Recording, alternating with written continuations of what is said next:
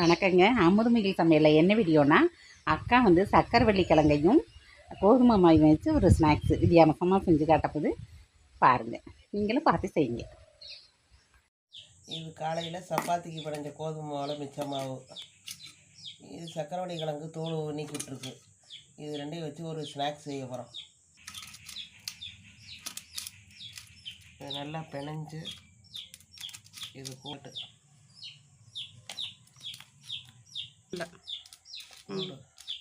கொஞ்சம் மிளகாத்தூள் போட்டிருக்கோம், கொஞ்சம் கரம் மிளகாய் போட்டுக்கிட்டோம்.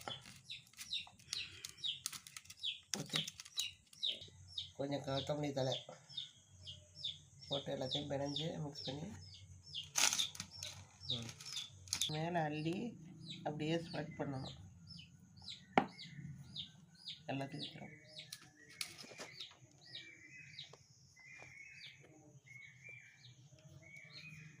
அதை அப்படியே உருட்டணும்.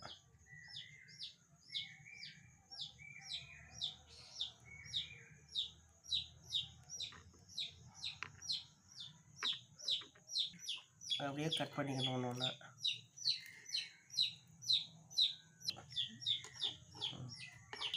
இப்படி சின்ன சின்னமாக குட்டி குட்டியாக நறுக்கிக்கணும். இப்போ நறுக்கிற ஒன்றே எடுத்து இப்படி அமுக்கி ஒன்று ஒன்றா நறுக்கினது அப்படி சின்ன சின்னமாக தட்டி வச்சுருக்கோம். லைட்டாக எண்ணெய் தடவி இப்போ எல்லாத்தையும் எடுத்து வைக்கிறேன்.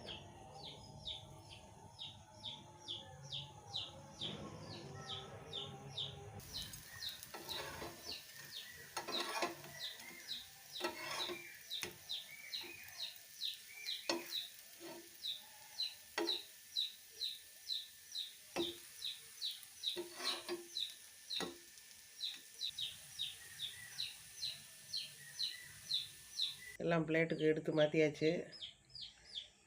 Evening snacks ready.